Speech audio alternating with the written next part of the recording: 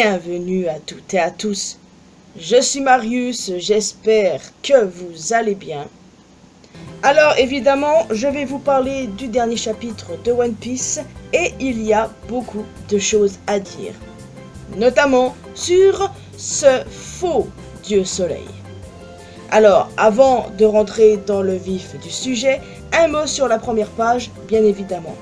Il s'agit d'une jolie page en couleur où l'on voit les Mugiwara accompagnés d'un dragon voler dans le ciel avec des balais.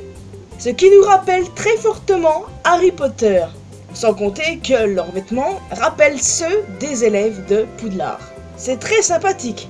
Alors évidemment, il y a pas mal de choses à relever dans ce chapitre et il y aura certaines prononciations pas ouf. Par exemple, quand je vais donner des noms liés à la mythologie nordique, désolé si ça vous fait saigner des oreilles, mais j'y peux rien. Les Mugiwara déduisent qu'ils ne rêvent pas. Luffy dit à Usopp qu'il aurait pu battre le Chalion, mais Usopp prétend que ce dernier a essayé de le bouffer au réveil, ce qui l'a fait paniquer. Il est temps de bouger ton cul, Usopp, clairement, hein. Il est temps et j'espère qu'il va nous faire quelque chose durant cet arc. Pour moi, c'est obligé, parce que si Oda fait rien, là, il y a un gros problème. D'ailleurs, sur cette case, avec cette tenue, il me fait beaucoup penser à Obélix. Alors que les 5 décident d'aller trouver des gens en ville pour leur demander où ils se trouvent exactement, ils tombent sur un homme chevauchant une sauterelle géante. Fidèles à eux-mêmes, Sanji et Nami ont toujours autant peur des insectes. Et je les comprends, l'homme est de taille humaine, ce qui confirme ce que je disais déjà dans ma review précédente. Et ce chapitre nous confirme autre chose. Chaque animal présent dans ce pays est considéré comme une divinité. Iskat, le Chalion que les Mugiwara ont défoncé, en est un. De même pour le hérisson que Nami a électrocuté. Et le fameux dieu oreille qui est le lapin que Luffy a grillé. Cette case où l'équipage sifflote comme si de rien n'était et Usopp qui fait taire Luffy m'a fumé de rire.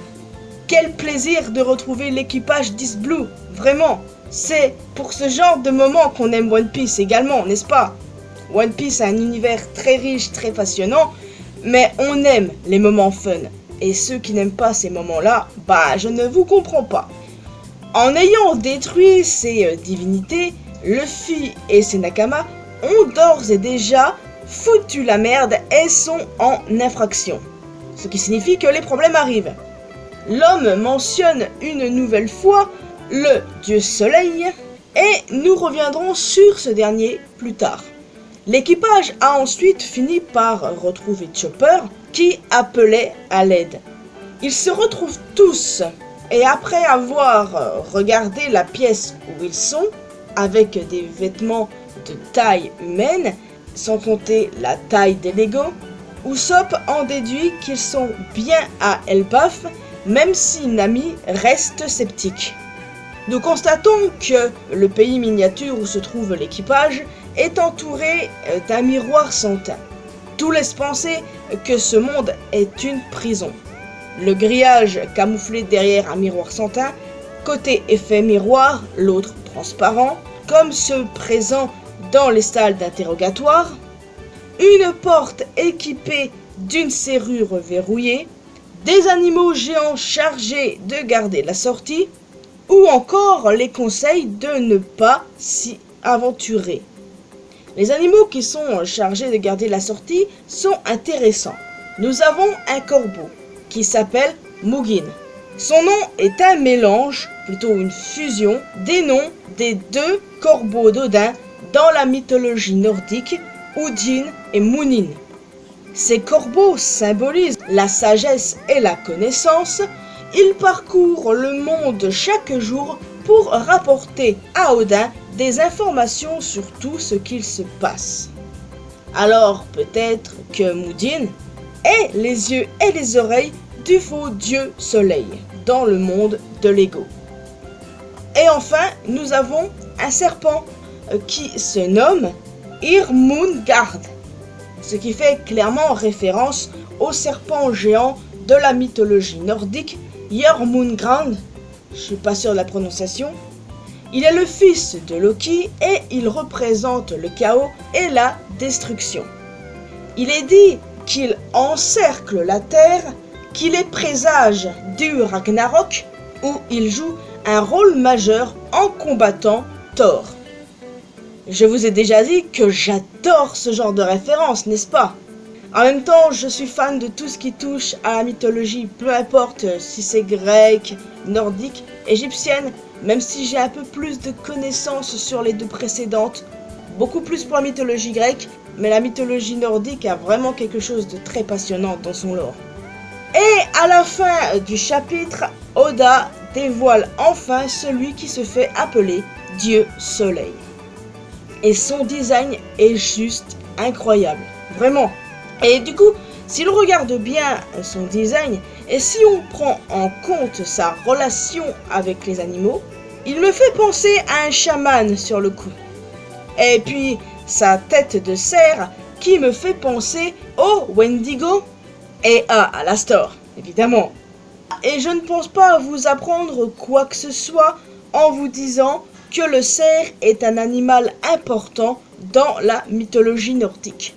Il y a les 4 cerfs de l'arbre monde Yggdrasil qui symbolisent la relation entre la vie, la nature, la création et la destruction. Mais il y a aussi un autre cerf. Là encore, attention à la prononciation, Heigfenir. Enfin, le nom est écrit là. Je vous invite à faire des recherches si vous le souhaitez. En tout cas, ce cerf-là se tient au-dessus du Valhalla et est lié à la fertilité, à la vie et à la régénération, car il aide à nourrir l'univers avec son essence. Et honnêtement, c'est tellement passionnant. Et ce faux dieu soleil m'intrigue de fou. Mais qui est-il? Déjà pour commencer, s'agit-il d'un homme ou d'une femme? Certains pensent qu'il s'agit d'une femme, vu qu'il porte des talons. Pas sûr que ça signifie quoi que ce soit, pour moi ça veut rien dire. Mais je suis d'accord pour dire qu'il est possible qu'il s'agisse d'une femme.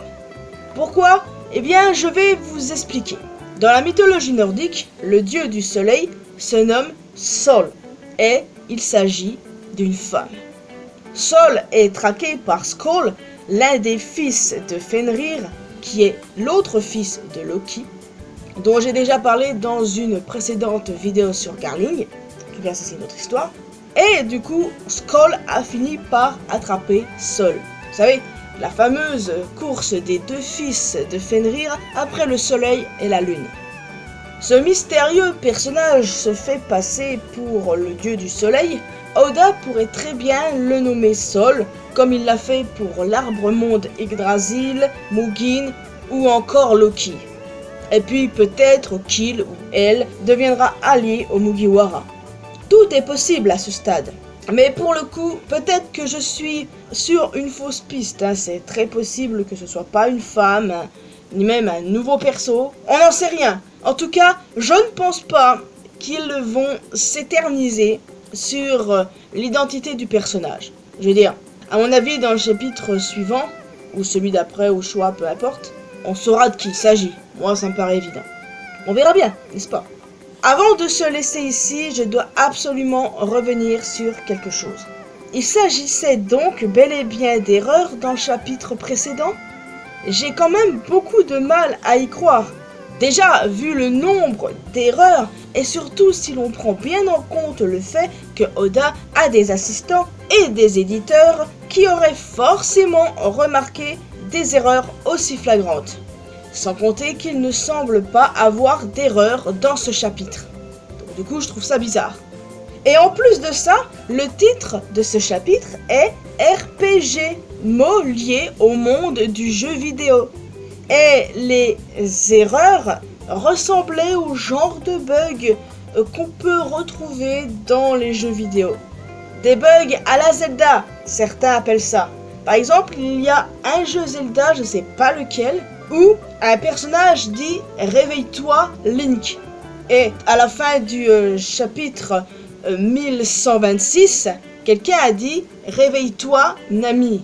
Peut-être Zeus. Je ne suis pas plus grande fan de Zelda, mais les fans ont bien fait de remarquer ça parce que ça peut vouloir dire quelque chose. C'est pour ça que je suis dubitative, hein. Je ne sais pas, je suis perdue sur ce cas-là. Je veux bien reconnaître qu'Oda fait des erreurs, mais là, ça fait vraiment beaucoup. Hein. L'erreur la plus flagrante, c'est cette histoire de Gear 4, Gear 3, enfin, pour moi ça, c'est trop flagrant.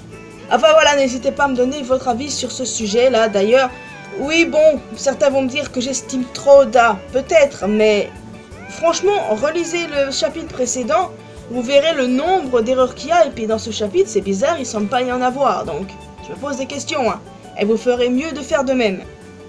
Enfin, quoi qu'il en soit, ce fut un bon chapitre, c'était intéressant, et c'était aussi marrant. J'aime trop ces moments avec l'équipage d'East Blue, c'est trop drôle, ça m'avait manqué. Et c'est drôle parce que c'était exactement le même équipage qu'on a vu à Little Garden, là où ils ont rencontré Dory et Broggy, deux géants. Donc j'ai envie de dire, Oda, il sait ce qu'il fait.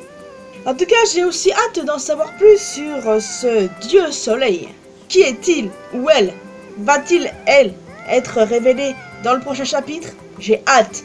Mais n'hésitez pas à me faire part de vos théories, bien évidemment. Sont-ils bien à Elbaf?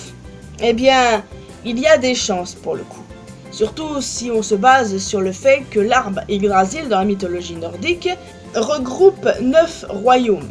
Donc, peut-être qu'ils sont bien à Elbaf, mais qui sont au stade Midgard. Et la présence de ce dieu soleil est un intrigant.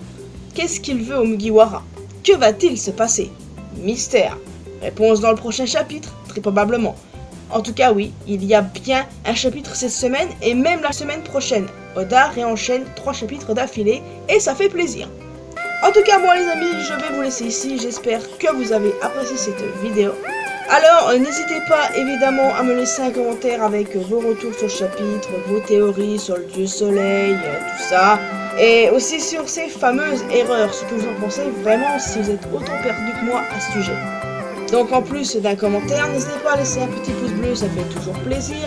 Vous pouvez me retrouver sur mes réseaux sociaux, les liens sont bien évidemment dans la description.